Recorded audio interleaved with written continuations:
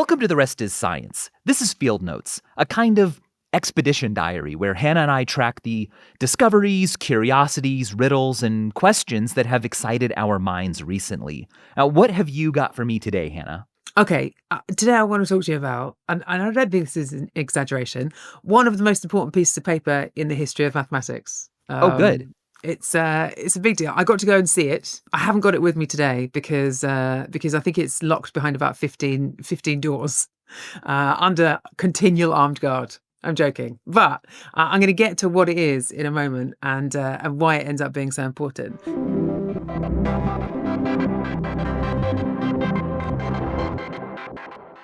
This episode is brought to you by Cancer Research UK.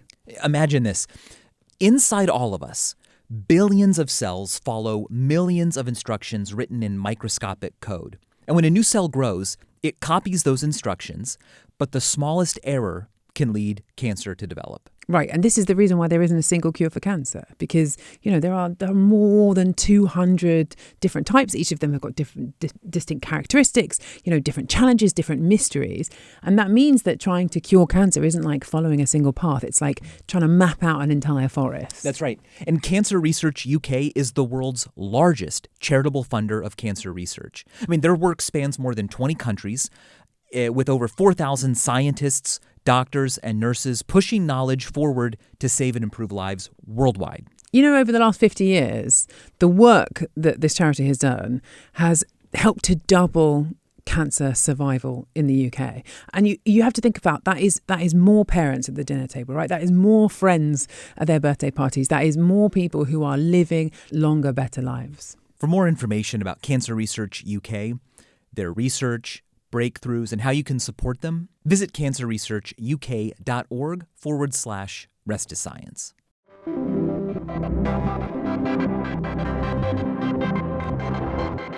The first thing I want to ask you about is, have you heard of a guy called Ramanujan? Yes, mathematician.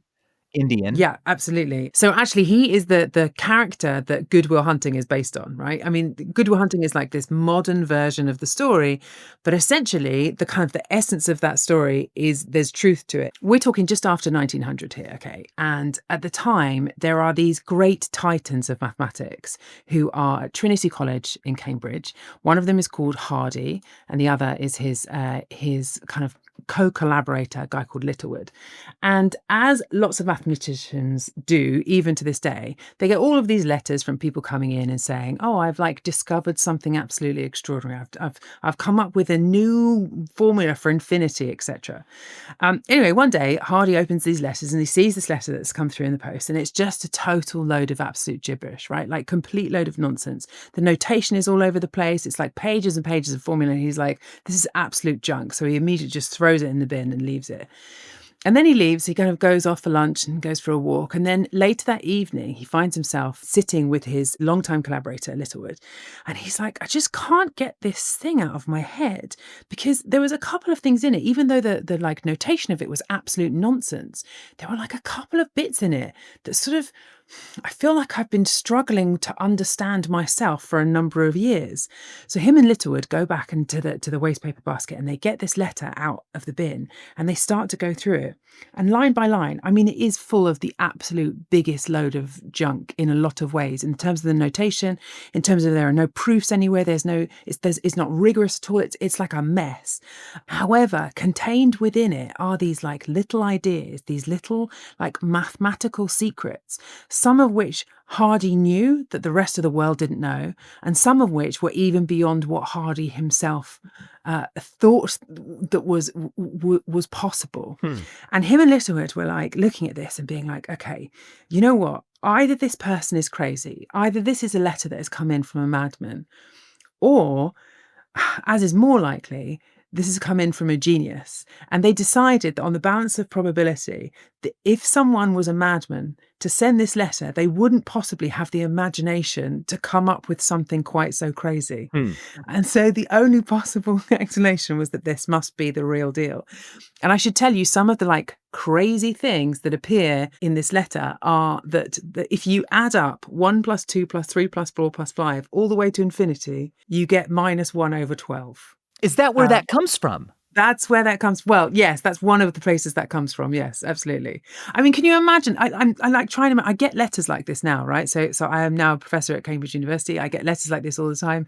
I open them and think they are nonsense, and there's a little bit of me that's like, oh no, hang on a second, maybe I could be missing out on an actual genius here. Maybe there Yeah. could be a real genius. But can you imagine getting a letter from someone saying, if you add 1, 2, 3, 4, all the way up to infinity, it equals -1/12? You would just dismiss it out of hand, surely. Yeah, you would think it was a joke, and you'd be concerned for the person. But You you're would right. be. To have the imagination to come up with that, but then also the confidence to send it to leading mathematicians would make me take a closer look. Right, absolutely. So that's exactly what Hardy does. He finds a way to contact the person who wrote in the letter, a person called Ramanujan, and he organizes for him to come over from India and become a resident in Trinity College in Cambridge.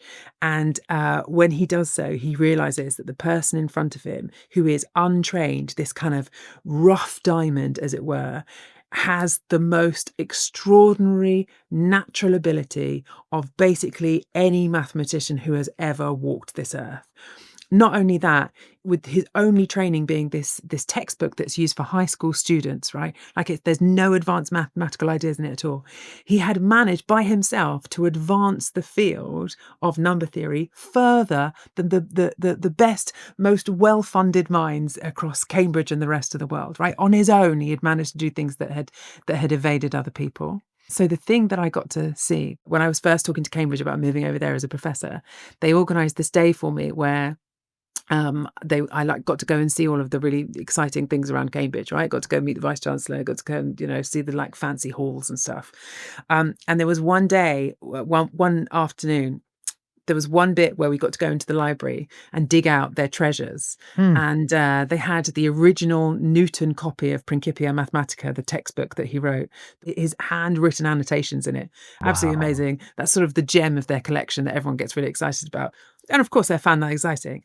But then they were like, "Oh, and there's some stuff by some other mathematicians that we've dug out over there in the corner." And we went over, had no idea that this is what we were going to find. But there was a folder with the original letter, the one that had been thrown in the bin by Hardy, and the subsequent follow-ups. And I've never been more excited by anything in my entire life. What kind of mathematics was it? What was being argued or shown? So it's number theory, essentially. So you are looking at different ways that you can partition series of numbers. So I have sent over a couple of pictures that I took on the day. Ooh, for today from Hannah Fry. There you go. Oh, wow. Okay. Right. So for starters, look how nice his handwriting is. Absolutely extraordinary. That's the first thing I was going to say. This is not a madman. This is an artist. It's so readable. It's so readable. Dear sir, I am very much qualified on perusing your letter of the 8th February. I mean, I'm not good at reading cursive, but I love this. This is readable, right? But this is someone who notices actually how crazy he sounds, because there's a section here where it says, I told him that the sum of an infinite number of terms of the series 1 plus 2 plus 3 plus 4 plus equals -1/12 under my theory. If I tell you this, you will at once point out to me the lunatic asylum as my goal. Right?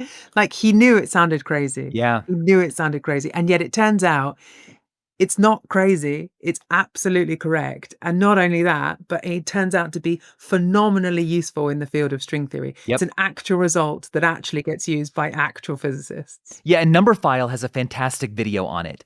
It sounds like a joke, and yet there are ways of looking at the sum of all the integers, and you go, well, how can it not be -1/12? Yeah. That proof from Numberphile is, I think it's pretty controversial. I think that's probably fair to say. Well, it's controversial, but it really forces you to say, well, what is mathematics and what are we doing here? Because there are different kinds of intuitions and different sorts of, behaviors and things to focus on that really can make something like this true. Yeah, absolutely. The other thing about this Ramanujan story is that I should add is that actually the winter in Cambridge, it really didn't suit him, right? This is also 1914, 1915, so right at the very beginning of the First World War. He was vegetarian, and it was almost impossible for him to get the nourishment that he needed while there Hmm. were rations and so on in place. There was nowhere in Cambridge that sold vegetarian food around that time, I believe. But he really didn't do very well. And around 3 years later, he ended up passing away. He contracted tuberculosis and passed away. And there's this really beautiful story about Hardy, who I have to tell you, right? Hardy is like, he's sort of the most upright of people, right? If you imagine a really traditional English gentleman, um, that's Hardy all over. I mean, this is a man who had 5 things that he was most proud of in the world, and number 5 was that he didn't have any children. He used to boast about how happy he was that none of his maths was any use whatsoever to anybody, which is a bit of a shame because it ended up being the foundation of modern cryptography. But he's like this very, very upright man, loves cricket and mathematics and nothing else, not interested in another single thing. But he described his encounter with Ramanujan as the most romantic encounter of his life, Oh. or the only romantic encounter of his life. Oh. Yeah, which is quite sad, really, in a lot of ways. Um, but he really thought that this man was absolutely extraordinary, like had been sent by God. And when Ramanujan was in the hospital, when he was extremely sick and about to pass away, Hardy got a taxi down. This is he was in Putney, in a hospital in Putney. So Hardy got a taxi all the way over to go and see him and sit with his friend. And he didn't know what to say, right? He was rubbish at small talk, sort of like a very awkward guy. And he sat there and said, "Oh, the number of the taxi that I got here was 1729, like a extremely unremarkable number." And 1729 has now become a sort of inside joke for mathematicians because Ramanujan, without even pausing, this is a man who is on his deathbed, right? Like one of the most gifted mathematicians to have ever lived, immediately responds, 1729 isn't uninteresting at all. It's the smallest number that can be comprised of 2 cube numbers added together in 2 different ways. Which, I mean, I don't know about you, Michael, but that would take me about an afternoon to work that out. Yeah, and on my deathbed, I'll probably say something like, "Ugh!" Nothing that becomes a mathematical meme for the centuries. No, absolutely not. It's just a really lovely story. And I mean, I think it's sort of like, I think the idea of there being these geniuses who walk the earth is there's something so appealing about it. There's something like really magnetic about it. I also think it's sort of problematic because almost all science and maths and advancing of humanity is not done by, the absolute like one in a squillions. It's done by big teams of people who just are normal people who work really hard, right? Yeah, right. Yeah, I mean, the great man theory of history and culture and discovery, it forgets the fact that, like, there needed to be doctors to help Ramanujan. There needed to be, like, literally the messengers who would send the correspondences back and forth so that these mathematical conversations could happen. Like, you need everything, everyone. There's also, I think, this idea that, not everyone is Usain Bolt, but that doesn't mean that you can't have extreme value in sort of going for a jog around your park on a on a Sunday afternoon. You sort of don't have to be a genius. And we all stand on the shoulders of giants. For every Ramanujan, there's a high school math textbook that set him on that path. Yeah, absolutely. You do get these things popping up though in math sometimes. You do get people coming from nowhere with like no formal training, no connection. First of all, I'll say that not only do they just kind of pop up, they're often quite young. Yeah. I'm sure you've heard a lot about this like sweet spot for mathematicians and their Mm. productivity, and it's like in the early 20s. What are your thoughts on that? Do you feel like you've got some mathematical discovery that you're gonna stumble upon in the next couple of decades and you're gonna throw the average off? Oh no, I'm way too old, Michael. Way too old, yeah. Way too old.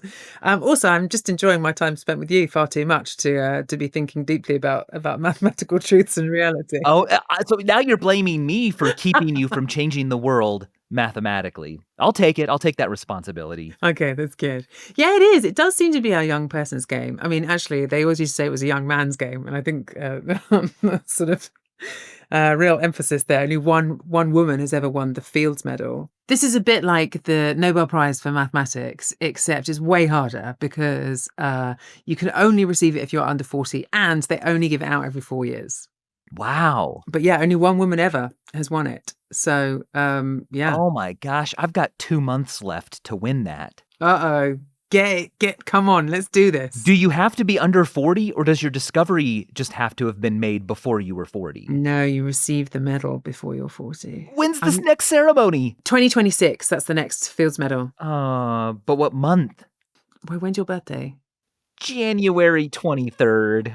It's really soon in the year. But it only happens every 4 years? 2030, 2034, 2038. Let's see, my daughter is going to be, she won't be 40 until 2059. She's got time. She's got a chance. All right, so I'm looking at these photos. I still have them up on my computer, and there's one where you're actually standing next to a bound book, a hardcover bound book. And is that what contains these letters? No, so that is Newton's original copy of Principia Mathematica. Oh, no kidding. I love that it's on a pillow. I know. It just needs to be tucked in. It's so precious. The thing is that even though it's on a pillow, if you like flick through these, there's one point clearly where it's got moldy. So Oh, no. it's like these pages are just covered in black mold. I love that. You know, Richard Feynman once said something like, if you think about something for a really long time, you can write down all of your thoughts in a book and then put it in on a shelf in a library full of basically what happens when people think about things. And it was just such a humbling reminder that, like, the mold doesn't care what's on the page. No, absolutely not. Or whose hand had like turned the pages. Yeah. There are some nice things in there though. There's like a couple of bits where Newton has done a couple of little doodles. So there's like, I mean, he's got much messier handwriting than Ramanujan. That's what I will say. But there's like a few little graphs that he's drawn there, like little tangents and stuff. There's a bit where he's sort of correcting the print, being like, no, I don't like this at all. I want to change it completely. I mean, my Latin's not great, so I'm assuming that's what it says. But there's one bit which I quite like, little Newton doodle. A Newtonian emoji. You know, in the Royal Society, where they elect fellows, like really great people from science and mathematics, they elect them as fellows.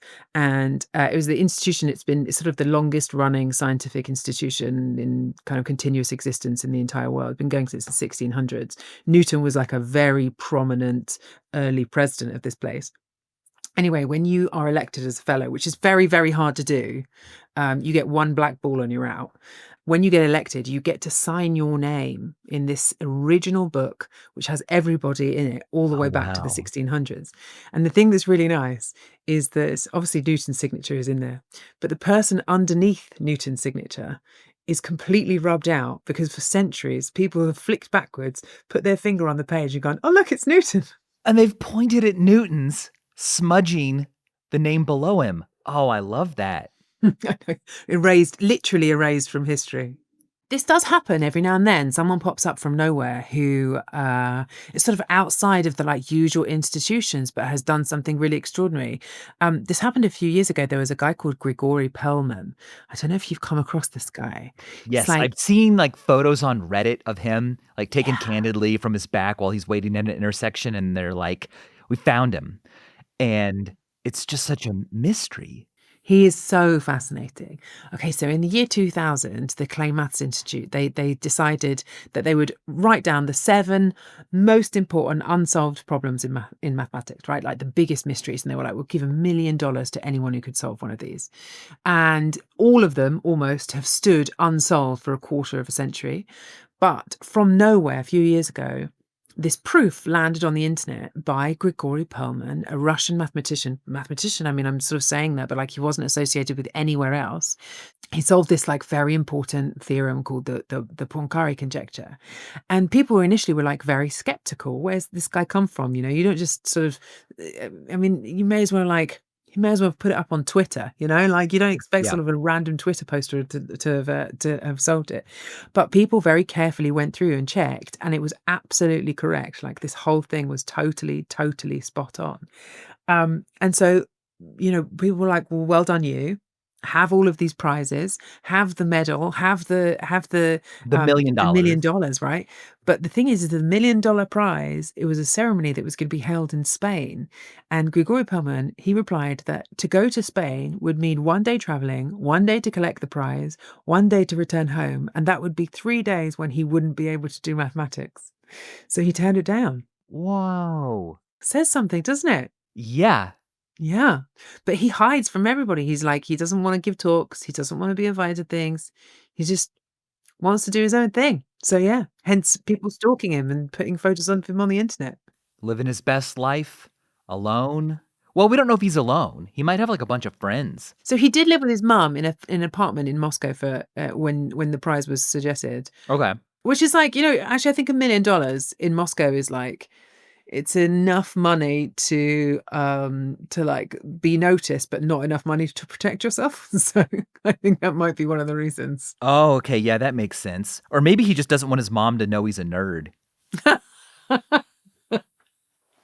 I think it might have leaked out on the side. She's like, what's that letter you received? And he's like, oh, junk mail. I gotta go lift some weights. Is that what you were like in your teenage years, Michael? No, I was very proud to be as nerdy as possible. Me too, absolutely. Should we go to a break?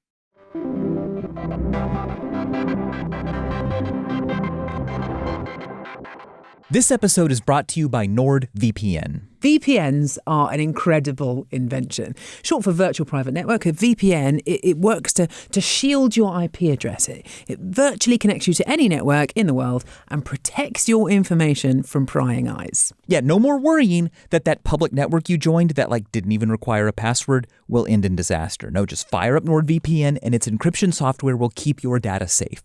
And NordVPN's unique Threat Protection Pro, it blocks malicious links, it scans downloads for viruses for up to 10 devices for your whole house when attached to your router. NordVPN even protects your wallet.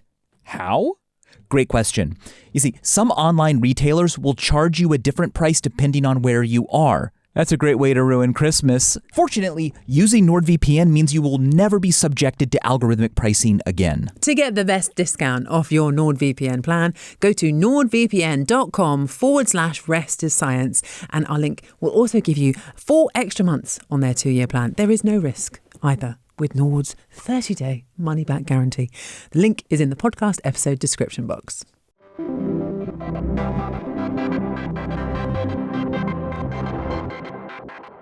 Welcome back from the break. We are refueled and we are ready for some questions.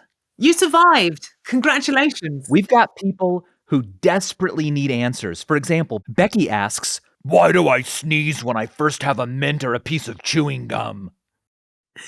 Well, okay, first things first, Becky. I think you need a lozenge for that sore throat. That's what I was thinking. It's ridiculous, Becky. Like, chewing gum is not the thing that you should be consuming right now. Okay, basically, there are these nerves in your face, right? There's one called the trigeminal nerve, like this it's a monster. It's like an absolute beast sitting behind your face. And it's responsible for all of the sensation that you get and also the movement of your main muscles, your sort of chewing muscles. And that nerve essentially holds the power to hit the sneeze button, right? So that's the nerve that gets triggered if like a little bit of dust or a microbe or something ends up in your nose and you're like, okay, need to eject this immediately, let's sneeze.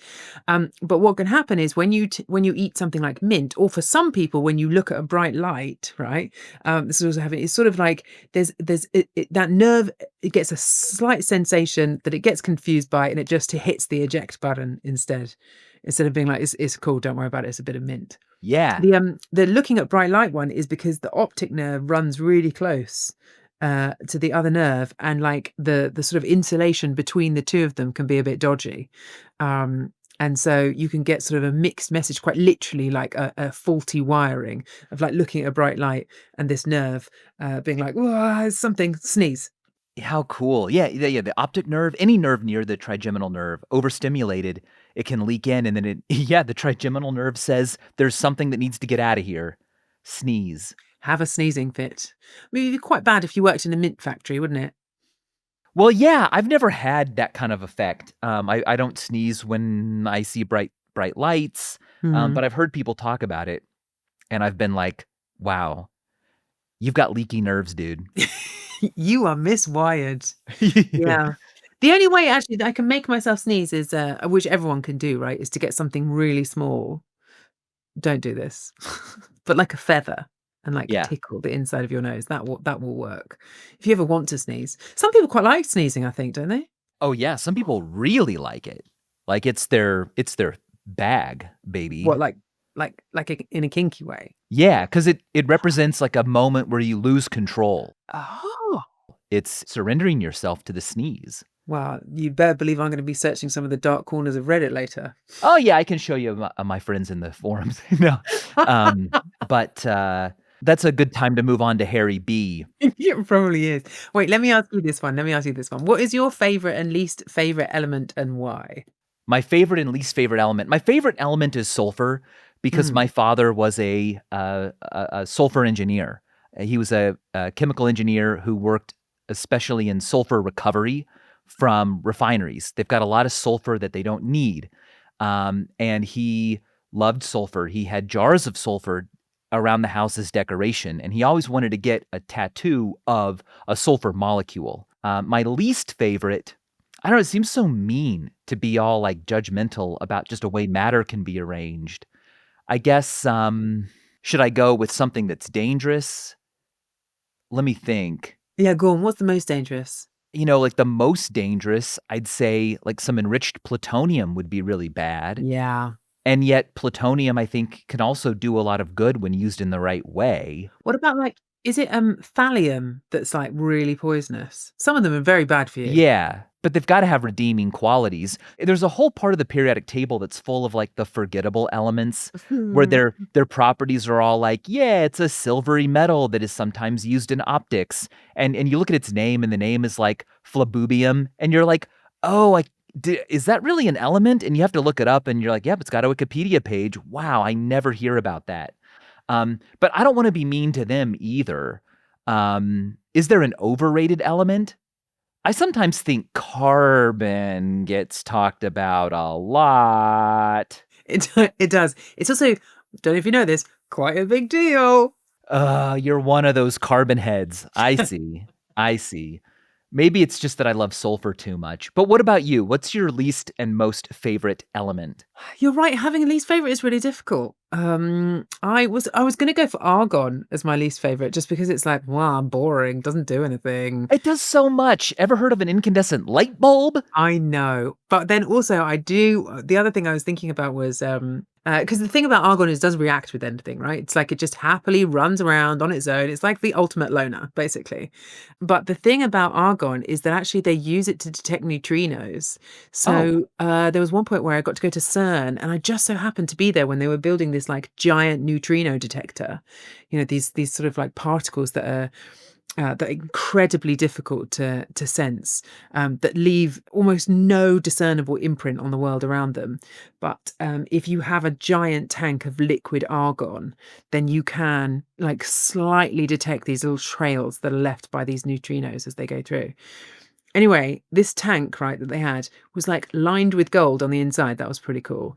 But the liquid argon that they had in it, I was like, that's an absolute beast. How on earth did you get the funding for that?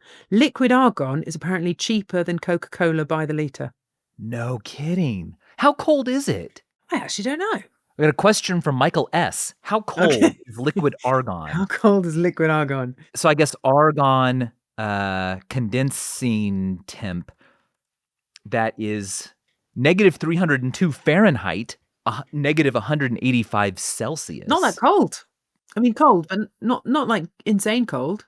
Basically, the point is it sounds like argon might be your favorite element. I think it might be. I was going to go for gold just because I think like actually I mean, it's a bit of an easy one, isn't it? A bit of an easy one to go No, no, for. no, gold has a lot going for it. I think if you're gonna say argon is bad for just hanging around and not reacting with stuff, how can then you then say gold is great? Gold famously doesn't react with stuff. It's precious. It doesn't tarnish. The only thing that gets rid of it is aqua regia, Mm. dissolves it at least. Yeah, which is actually the famous story about the Nobel Prize winner who during the Second World War, because it was when you get a Nobel Prize, it's like the medallion that they give you is literal gold, right? Yeah. Like actual full on gold. And they were concerned about the Nazis coming in and being like, give us that solid gold medallion you've got over there. And so he dissolved it, right? He kind of put it into a solution. Is it a solution or a colloid? I don't It's a know. colloid, yeah, But the colloid. point is you look at it, it's just a beaker of gross stuff. Reddish just fluid, you've just got no idea what it Great is. way to hide gold. Great way to hide gold, yeah. I think I'm going gold. Also, I just love the idea that it's sort of, like, created in the, in, like, the collision of neutron stars and came here on an asteroid, which is admittedly true for almost every heavy element, but Yeah, yeah, but, gold was probably also one of the first elements ever discovered, since mm, it can exist, in its elemental form. yeah. You can spot it in the rocks. I think sulfur would have been really early because you also can just find sulfur nuggets, Mm. veins of sulfur, whereas carbon, oxygen, it's hard to, like, see those things if you're just a prehistoric person poking around. Also, I think it's really entangled with human history, right? Like we valued it from time immemorial. Like the first idea of money was like that you would exchange this nugget of gold. Even Yeah. before coins were really a thing. So okay, there you go, listeners of The Rest is Science. If you want to send in gifts to either me or Michael, I'll take as much gold as you want to give me, and Michael will take sulfur. I really will. But we'll be back next Thursday with another edition of Field Notes. And until then, keep your eyes open, your pencils sharp, and your minds a little bit wild. And if you have anything you want to send us in, including alternative outros that we can use next week, then, then please do send them in. The rest is science at goalhanger.com. Or join our newsletter by heading to restis.com/science.